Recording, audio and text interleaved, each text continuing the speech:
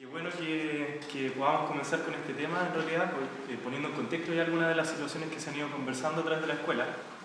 Y lo que quiero venir a contar un poco es una visión, por supuesto, de lo que viene a ser los valores y las prácticas del sistema educacional chileno.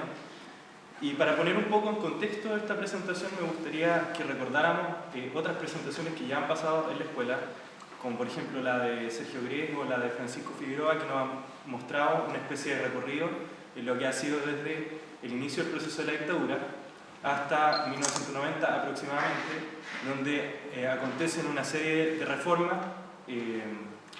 bastante violentas, si se quiere, pero también progresivas. Y en eso me gustaría poner un poco el énfasis para contextualizar la presentación. Lo primero es señalar que existen dos posiciones, una posición más de oligarquía tradicional, en ese sentido bastante conservadora, que trata de retroceder una serie de avances que existieron en el tema educacional en nuestro país, y por otro lado una posición más progresista, neoliberal, ¿cierto? Como todos ya lo conocemos tradicionalmente, que viene a ejercer una especie de negociación, un proceso de ajuste entre estas dos posiciones. Es decir, ¿qué es lo que quiero plantear con esto que estoy diciendo?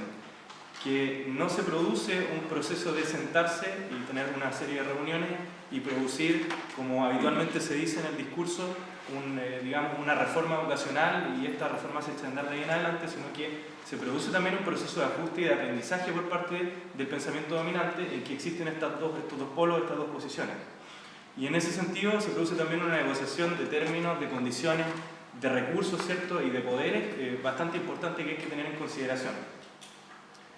Y en este sentido, plantear el papel del intelectual, el rol del intelectual dentro de todo esto, que es muy importante, pensando en el intelectual en el sentido amplio, como centro de pensamiento, politólogos, periodistas, ¿cierto? Educadores, todos aquellos que tienen algún impacto en la formación de personas y en la formación de un pensamiento en la sociedad, los cuales contribuyen o son muy importantes en la creación de una visión específica, es decir, la creación de la visión de la dominación, y una visión que no es una visión desarticulada, sino que es cohesionada, es coherente, tiene un sentido y tiene, como ya más adelante voy a mencionar, una visión cultural. Existe además otro rol importante que es el de traspasar esta visión de la dominación hacia la sociedad civil para poder transformarla en una especie de hegemonía. Y en este sentido, la función es el traspaso de los valores que la dominación promueve, por supuesto. Y un tercer elemento que considero muy importante es que los intelectuales están muy involucrados en la construcción de distintos mecanismos que permitan que estos valores se vayan imbricando o se vayan traspasando hacia la sociedad civil. Esto también es muy importante. Y de allí viene el rol fundamental del intelectual, que permite, por supuesto, aglutinar una visión de la dominación.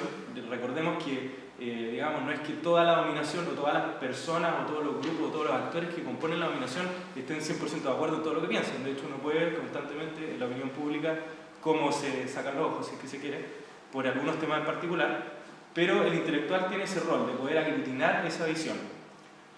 Por otro lado, otorgar el estatus necesario al pensamiento de la dominación, es decir, darle un carácter de un apoyo desde la tecnocracia, un aporte desde la ciencia, si es que se quiere también, darle la seriedad, darle la validez frente a la sociedad civil.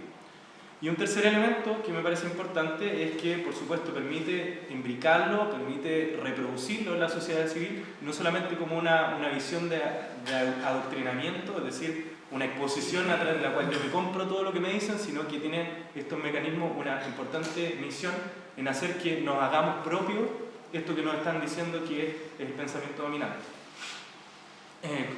Para ejemplificar un poco, a nadie le van a decir o le vienen a decir vamos a traer este sistema neoliberal y estas son las características que tiene y estos son los efectos que va a producir y este es el respaldo científico que existe al respecto, sino que más bien existen algunos mecanismos un poco implícitos, si es que se quiere, para la visión del sentido común, donde este traspaso se hace. Es decir, en la escuela te cuentan una visión de la historia, por ejemplo, te ponen en distintos contextos sociales algunos, se podría decir, modelos de éxito, como por ejemplo los próceres patrios, o por ejemplo la visión del emprendedor, o otros elementos como podrían ser cuáles son las carreras socialmente más deseables o a cuáles las que tienen mayor estatus o deberíamos aspirar. Fortalecen, por ejemplo, en el sistema formal educacional, una serie de conductas, una serie de pensamientos específicos que, por supuesto, son acordes al pensamiento dominante. En resumen de esto, la dominación es capaz de construir una serie, digamos, un proyecto político que tiene una serie de principios a la base que, por supuesto, tienen que ser digeribles por cualquier tipo de persona. Eso es muy importante. Un segundo elemento es que crean estos mecanismos que para el efecto de la presentación se le ha denominado práctica, que los hacen parecer lógicos, los hacen parecer naturales, los hacen parecer innatos, ¿cierto? Recordemos que en muchos discursos de gente que, por supuesto, no comparte la visión que quizá se comparte aquí dentro de esta aula, existe esta asociación entre el individualismo como una condición innata del ser humano. Entonces vean ustedes ahí cómo se hace que estos valores y esta visión de la dominación se vaya haciendo necesaria también, deseable en algunos casos, y que es lo que Gramsci en el fondo denomina como un proceso de naturalización de los principios a la base de la dominación. Y en este sentido recordar, aprovechando que ya lo mencioné, el tema de la filosofía de la praxis de Gramsci, que nos dice que hay que entender la hegemonía o el proceso de establecimiento de una hegemonía como una relación educativa, que va a permitir, por supuesto, la creación de una voluntad general, o por lo menos va a aspirar a crear una voluntad general. Y en ese sentido, la hegemonía debe ser capaz de construir una dirección ético-cultural que le dé sustento, que le dé sustancia, que cohesione y le dé sentido a la serie de prácticas que la dominación va a ir estableciendo a través de distintos elementos. Por lo tanto, no va a bastar solamente con la fuerza de la dominación, por poner algo de la Fuerza Armada, por decir algo. No va a bastar tampoco con políticas públicas específicas que puedan generar o reproducir lo que la dominación necesita. Tampoco va a bastar con instituciones formales como, por ejemplo, legislaciones o cosas específicas, sino que hay que darle un contexto, un trasfondo cultural de principios que tenga sentido para las personas comunes y corrientes, si es que se quiere. Y ahí, solamente por mencionar un ejemplo, el hecho de que esté relativamente aceptado de que si una empresa farmacéutica hace una gran investigación con mucho riesgo, ¿cierto?, respecto de ese nuevo fármaco que está, o de ese principio activo que está tratando de explorar, por supuesto se asocia inmediatamente con que tenga el mismo nivel de rédito económico al final, es decir, una utilidad bastante amplia en el sentido de la proporción del riesgo que aceptó esta farmacéutica para ir en ese proceso de descubrimiento. Y ese es el tipo de traspaso de lógicas que existe habitualmente, y para ello, y lo que voy a mencionar de aquí en adelante, existe una serie de mecanismos que voy a ir ejemplificando a través de, y voy a tratar de alcanzar a hacerlo, de 3 principios o de 3 valores específicos en los que me centré.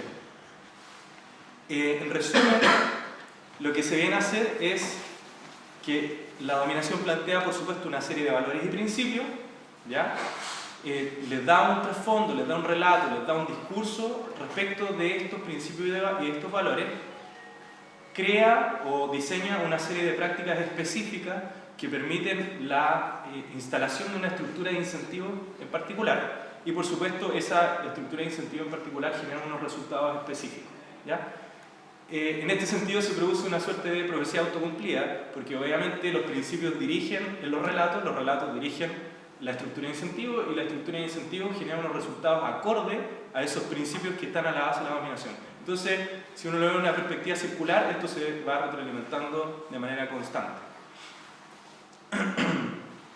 Como decía, a través de la presentación, voy a tratar de hablar de algunos principios en particular que el pensamiento, desde mi punto de vista, por supuesto, el pensamiento dominante instalado en la educación, algunas prácticas que permiten que estos mecanismos que estos principios se puedan llevar a cabo en la forma de estructura de incentivos, y ver también algunos ejemplos de cómo contribuyen a la naturalización.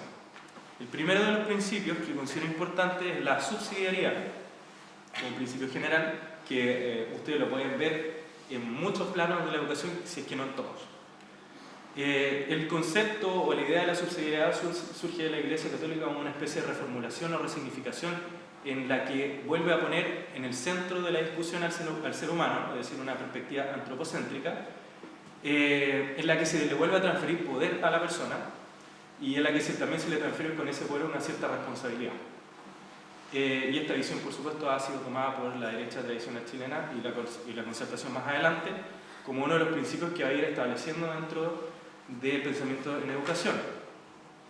Se basa o se fundamenta en un supuesto carácter social del ser humano que, por supuesto, va a producir expresiones asociativas naturales, es decir, vamos a tener ciertas necesidades, vamos a necesitar tener ciertos intereses o tener ciertas proyecciones y por lo tanto necesitamos asociarnos, construir colectividad de modo de poder satisfacer esas necesidades y esos intereses. Con lo cual se va a crear una especie de tejido social o capital humano que hoy día le llaman, que está bastante en boga el concepto. Estos grupos sociales van a surgir, por supuesto, de esta visión, con cierta legitimidad superior a otros grupos, en el sentido de que están respondiendo a sus propias necesidades y están, por supuesto, dando cuenta de los intereses de los colectivos que están presentes. Y por otro lado, va a agregar el tema, como ya decía, de la responsabilización en aquellos sujetos que estén más próximos al problema a resolver. Es decir, en el caso de un individuo, debería resolver en primera instancia su problema.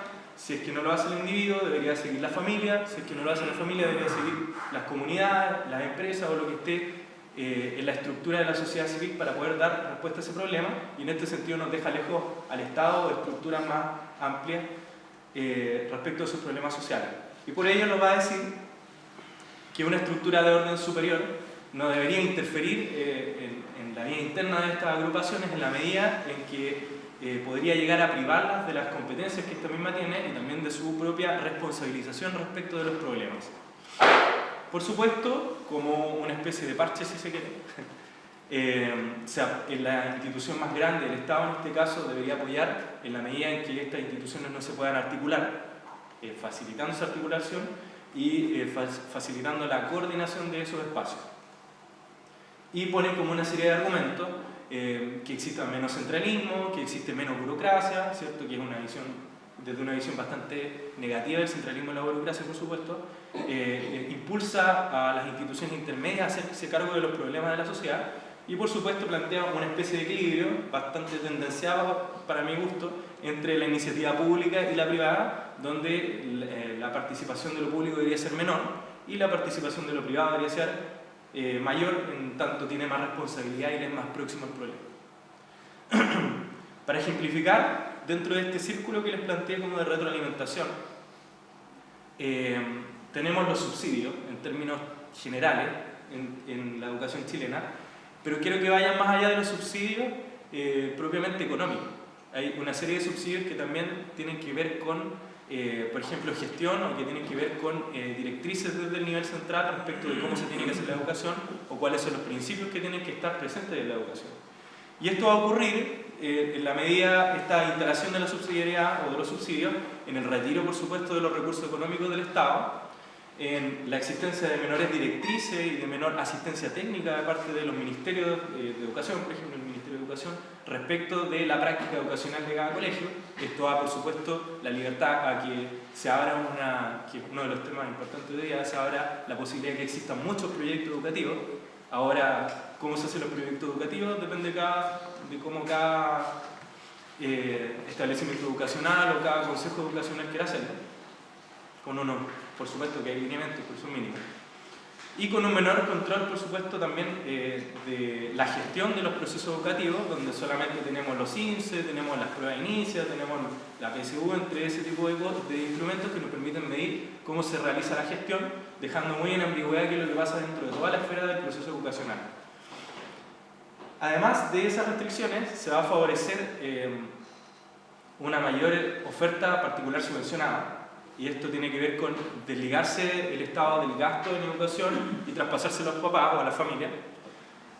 Una facilidad también para abrir proyectos empresariales dentro del sistema educacional, es decir, abrir nuevos colegios, abrir nuevas fundaciones educacionales. Está muy fácil hacerlo luego de este retiro del Estado.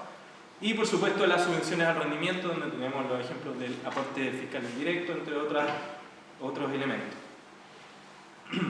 Los mecanismos que van a reafirmar la lógica subsidiaria van a ser esta misma estructura de incentivos que está planteando el sistema subsidiario en la educación chilena, creando la selección, creando el copago, ¿cierto? Creando el aporte fiscal indirecto, lo que va a generar, por supuesto, un aparente mejor funcionamiento de los colegios privados o aquellos que reciben algún tipo de aporte, digamos, de aporte indirecto o no del Estado respecto de la educación, con un flujo, por supuesto, mayor de la matrícula hacia el sector privado, vuelve a reafirmar la idea, y un empobrecimiento cualitativo de lo que es el sector público en la educación.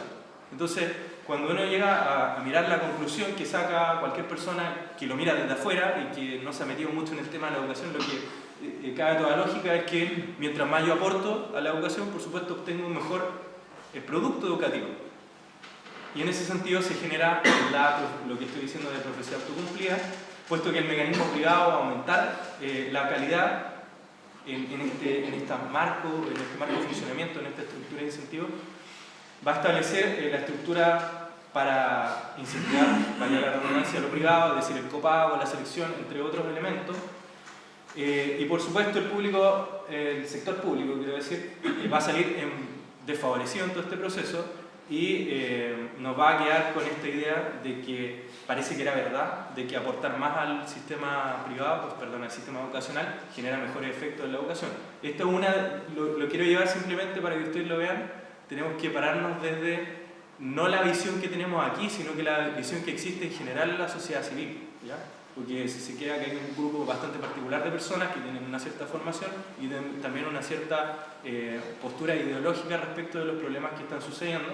Pero si ustedes ven la CONFEPO, por ejemplo, este es un argumento de los que tienen para poder discutir. Es decir, me están quitando la posibilidad de yo aportar con mi bolsillo al proceso educativo de mi hijo y por lo tanto hacer mejor su educación. Y ahí se da esta lógica.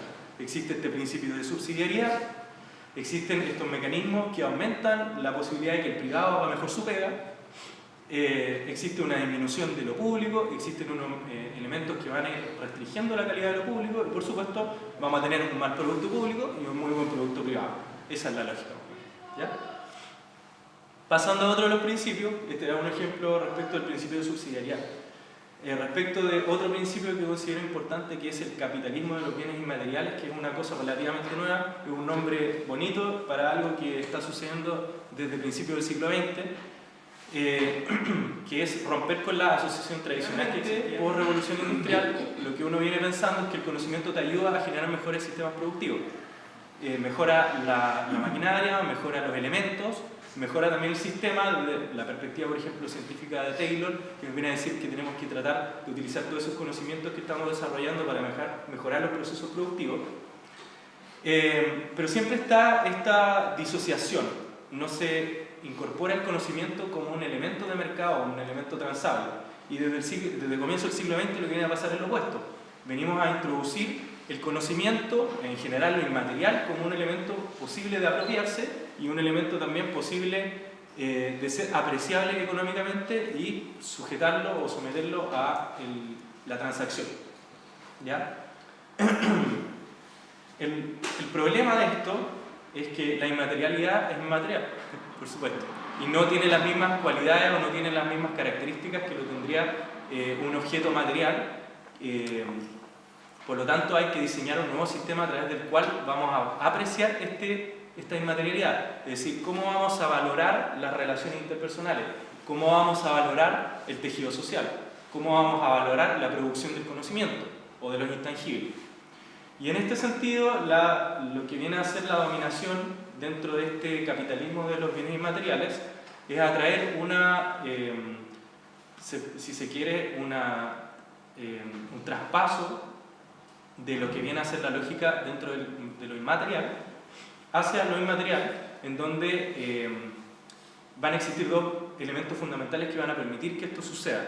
El primero es la rivalidad o el antagonismo, que es un principio que permite decir que si esto es mío, no puede ser tuyo. Y otro elemento importante que es la exclusividad, que va a decir que si yo lo uso, tú no lo puedes usar al mismo tiempo. Esto es lo que se viene a poner como elementos de juicio respecto de lo inmaterial también, y en particular del conocimiento, que es de lo que vamos a hablar acá. Estos elementos también van a contribuir a que se pueda dar una lógica de la escasez, porque en estricto rigor el conocimiento, por ejemplo, no debería ser sometido a la lógica de la escasez, es decir, el conocimiento no se acaba. No puede ser, digamos, guardado en una caja y que nadie pueda entrar a ese conocimiento, sino que el conocimiento es una cosa etérea que se va dando a través del traspaso transgeneracional, a través de la historia, a través de los mecanismos de investigación, etcétera, etcétera, etcétera. Entonces, lo que tiene que hacer la dominación es poder transformar eso que no se puede apropiar, eso que no se puede valorar o apreciar, en algo que es valorable, apreciable y apropiable. Y para eso utiliza estos argumentos o esta lógica. Y esto es lo que permite, en estricto rigor, que la lógica de la propiedad privada se pueda traspasar a la lógica de la propiedad intelectual, que es exactamente lo mismo, pero con lo inmaterial. Un ejemplo, el tema del registro de la propiedad intelectual. Hoy día tenemos centros de investigación, tenemos universidades, tenemos gremios, tenemos consorcios, distintas empresas trabajando para producir conocimiento. Y en este sentido, existe una producción, una distribución y una reproducción de aquel material de investigación o de esa nueva generación de conocimiento. Algunos mecanismos o prácticas específicos que contribuyen a que esto pueda suceder es, por ejemplo, el sistema indexado de la investigación científica. El sistema indexado lo que hace es clasificar aquella investigación que es valiosa de aquella que no lo es. Y en este sentido, también clasificar a los investigadores y generar una estructura de incentivo para los investigadores. Y además produce un banco específico de datos en donde están esas investigaciones que son valiosas y que en el fondo van a ir acumulando este conocimiento o en el fondo haciendo un proceso de capitalismo del conocimiento, ¿ya? Eso es lo que permite el sistema indexado. Por supuesto que permite otras cosas, pero eso es lo que está detrás, ¿ya? Y como genera un proceso o una estructura de incentivo para los investigadores, les asigna premios, por supuesto, les da la posibilidad de que sean más empleables o menos empleables, les asigna el estatus, ¿cierto? Les influye directamente en la renta a los investigadores, entre otras cosas que también están presentes. ¿Y qué es lo que produce como resultado? Una cancha específica dentro de la que los investigadores se van a mover, ¿ya? Que por supuesto va a favorecer la competencia, va a favorecer el individualismo dentro del proceso de investigación, va a producir procesos de producción económica, es decir, productos investigativos, el proceso de la reproducción y de la distribución del conocimiento también va a ser un elemento por el cual se puede cobrar. Y solamente por mencionar, hay que ver quién es el dueño del indexado, que es Thomson Reuters, que es una empresa enorme, y que tiene las ISI, las publicaciones ISI son propiedades en parte, por supuesto, porque hay algunas cláusulas que hacen parecer como que el investigador también tiene propiedad de esto, pero ellos son los que son dueños de la ISI y ellos justamente transan en la bolsa de Nueva York, ahí es donde transan respecto de sus acciones. Entonces ahí hay un ejemplo claro. Y otro ejemplo que me parece importante es el derecho sobre la producción, es decir, el ejemplo de la farmacéutica. Yo invertí en el proceso de producción del conocimiento respecto de un fármaco en particular y por lo tanto después tengo el derecho de quedarme unos 4, 5, 10 o lo que se considera dentro de la legislación años para poder producir en base a ese conocimiento y nada más lo puedo hacer. Es decir, yo soy el dueño del compuesto activo por una serie de años. Y eso es lo que sucede. Cuando aparecen los genéricos es cuando se acaba esta cláusula. Entonces el paracetamol, el paracetamol o el compuesto, la producción del paracetamol no es propiedad de una farmacéutica, sino que tiene un registro de propiedad intelectual, un registro sobre la producción de ese bien que impide que otros lo puedan hacer y que por supuesto la gente no pueda acceder a él, salvo pagando 50 lucas en comienzo cuando descubren el paracetamol, por poner ejemplo, ¿ya? No es el paracetamol en particular, sino que puede ser cualquier remedio. Y nuevamente se genera esta lógica de profecía autocumplida, en la que se plantea que lo inmaterial puede ser materializable y por supuesto privatizable. Esto se hace a través de la propiedad intelectual. La propiedad intelectual tiene una serie de leyes, de cláusulas, de derechos de producción, etcétera, de condiciones que permiten que efectivamente hayan papers privados, que hayan tecnologías privadas, que hayan procesos productivos privados, que haya conocimiento privado. Y retroalimenta el círculo, es decir, genera las condiciones específicas para que nosotros creamos que efectivamente lo inmaterial, lógicamente, es material y es apropiado. Si ustedes discuten con alguna persona de ciencia tradicional, digamos de la antigua escuela, le van a decir, pero bueno, si esto lo hice yo, ¿por qué alguien me lo tiene que quitar? Y eso es simplemente un ejemplo de cómo esta lógica se transfiere a través de distintos mecanismos a la lógica individual de cada cabeza. Eso es más o menos la idea.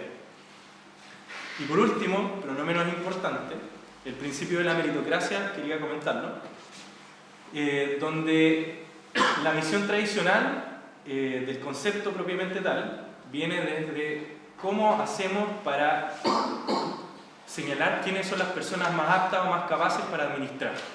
Y en el caso de la política en particular, para administrar el poder y para administrar el Estado. Y por supuesto esto se va a relacionar directamente con cuál es el sistema a través del cual se van a atribuir los premios y los castigos, básicamente. Eso es decir, cuáles son las condiciones de una estructura de incentivos en particular. Un ejemplo burdo es el tema de lo que debería suceder desde el sistema meritocrático con los ministros. Es decir, el ministro debería ser escogido por sus cualidades, pero no necesariamente por la relación que tenga con otras personas o por el partido en el que milite. Debería ser como la visión meritocrática. El concepto es acuñado a mediados de los 50, en 1950 más o menos, por Jung, quien él mismo plantea que esta condición de mérito o de meritocracia tiene que ver con la inteligencia o la asociación entre la inteligencia y el esfuerzo. Es decir, las condiciones del mérito en cualquier sistema deberían estar en estos dos elementos en particular. Y así es también como lo entendemos acá en Chile. Es cosa de observarlo. Y en el sistema educacional en particular está muy explícito. Entonces, aquí yo sugiero que hay una especie de deformación de lo que es el mérito, en sentido estrictamente lingüístico. La meritocracia viene a decir que el mérito es aquello que está en asociación de la inteligencia con el esfuerzo, siendo que no necesariamente el mérito tiene que ser necesariamente ese. Y en este sentido es importante también mencionar la asociación, que también me parece incorrecta, entre el mérito y lo que es justo. En general, lo que se dice en el discurso es que lo meritorio es justo. Es decir, el alumno que estudió más, que se sacrificó y que supongamos que hubo igualdad de condiciones para todos esos alumnos, merece, por justicia, tener mejores condiciones que aquel que no hizo el mismo proceso de esfuerzo y que no tenía el mismo intelecto. Esa es más o menos la idea. Un par de ejemplos burdos para cuestionar esta noción es que si uno lo ve en ejemplos de la vida cotidiana, como por ejemplo una carrera de 100 metros planos, por poner. En una carrera de 100 metros planos lo que ocurre es que si tuviéramos a las personas en igualdad de condiciones, es decir, que puedan entrenar con la misma calidad de entrenador, que tengan el mismo suplemento alimenticio, que tengan el mismo tiempo para entrenar para esa carrera, que tengan una condición fisiológica relativamente parecida, lo que debería suceder es que el que gana la competencia legítimamente se tiene que llevar el premio, el reconocimiento, y además se tiene que llevar el dinero, ya en términos generales de una competencia. Pero si nos pasamos a otro tipo de planos en el que esta lógica, bueno, aquí de todas maneras opera muy bien el concepto de la meritocracia tradicional que nosotros utilizamos, pero si nos traspasamos a otro contexto, quizás esto no opera tan bien, y es lo que quiero graficar con este ejemplo. Si se llegase a estrellar un avión digamos, en la mitad del océano y en ese avión fuera un niño de 6 años, pequeño, y también fuera un premio Nobel de unos 55 años aproximadamente, un premio Nobel en medicina, y estos dos sujetos caen al agua, son los únicos sobrevivientes y hay solamente un chaleco salvavidas. Por lo tanto tenemos que elegir cuál de los dos se queda con vida. Es un contexto bastante ficticio y un contexto bastante burdo, como digo, pero sirve para ejemplificar que no necesariamente en todas las situaciones la asociación del mérito está en directa relación con la justicia y que deberíamos cuestionarnos de qué se compone este mérito. Y para allá vamos. La primera conclusión es esa, por supuesto, que no existe necesariamente una relación directa entre estos dos elementos y que hay que evaluar en qué condiciones se generan, digamos, o en qué condiciones de merecimiento se otorgan estos premios específicos que vamos a entregar. En primer lugar, saber cuáles son los premios que vamos a entregar y en segundo lugar, cuáles son las condiciones que nos van a entregar estos premios. Y señalar también que incluso en la igualdad de cancha, en el caso de la carrera, por ejemplo, que ambos hayan tenido la misma estructura de oportunidades parejitas, ¿cierto?, las mismas condiciones para ambos, luego de la carrera, una relación de mérito lo que genera es una cancha dispareja hacia el futuro.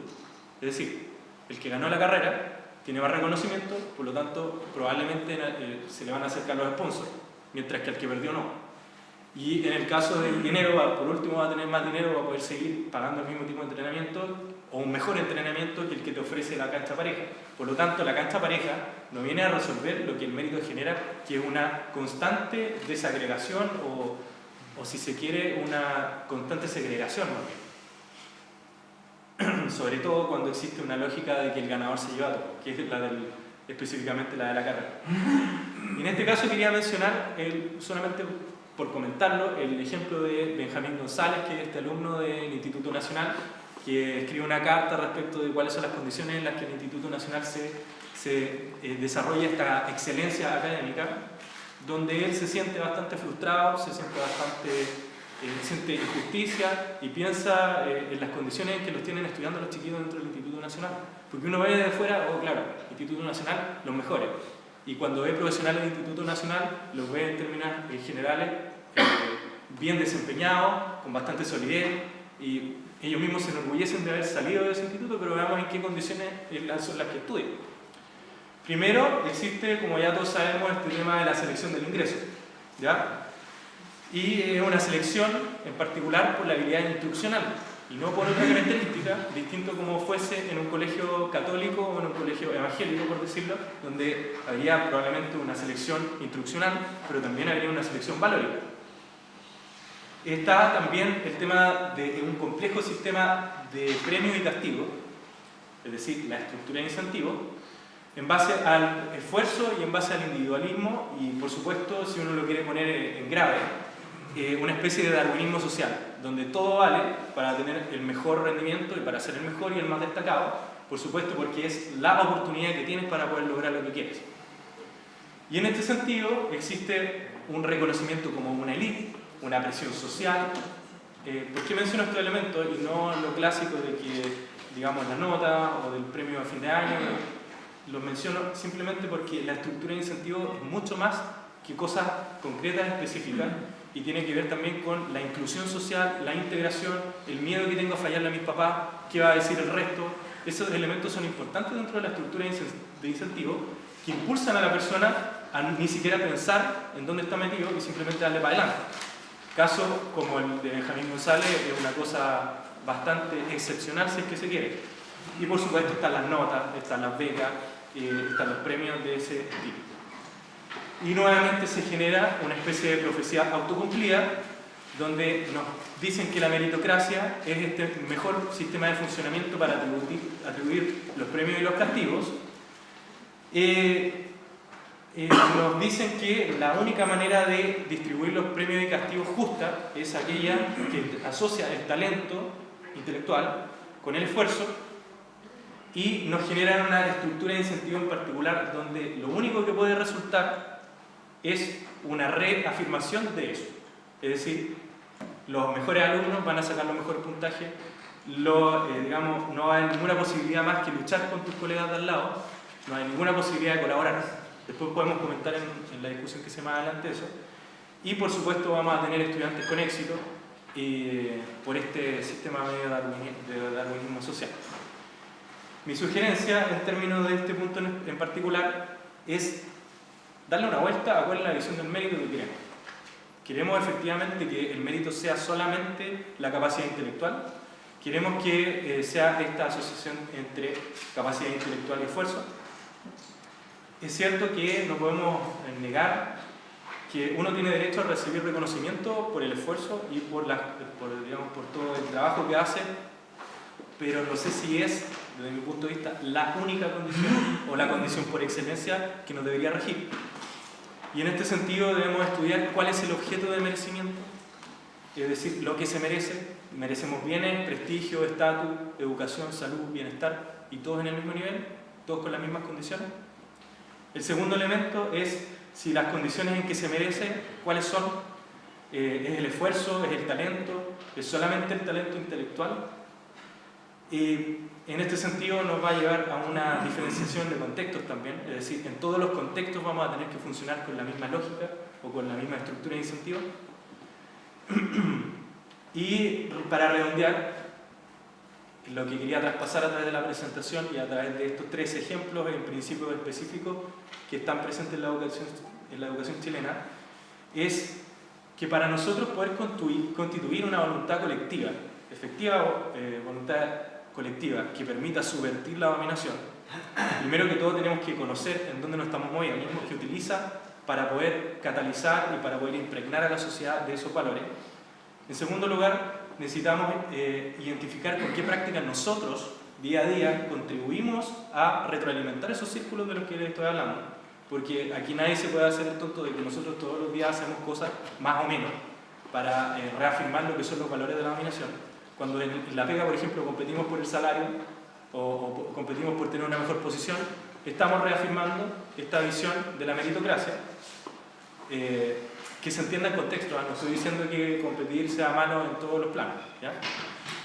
Y aquí recordar lo que planteaba Fernanda en una exposición previa a la escuela en relación a la construcción de identidad, que es importante poder reconocer cuáles son nuestros nodos de convergencia, distintos por supuesto del pensamiento de la dominación, para fortalecernos en ello, reconocer cuáles son los nodos de divergencia que tenemos como grupo social que pretende la subversión, para poder defendernos en tanto que ahí es donde se nos va a atacar, poder lograr una especie de organización mínima, por lo menos algún tipo de articulación, y también construir un proyecto político que tenga unas bases alternativas a la dominación. Por eso creo que es tan importante observar cuáles son los valores y cuáles son las prácticas que están presentes para poder partir desde un plano totalmente distinto a lo que hay.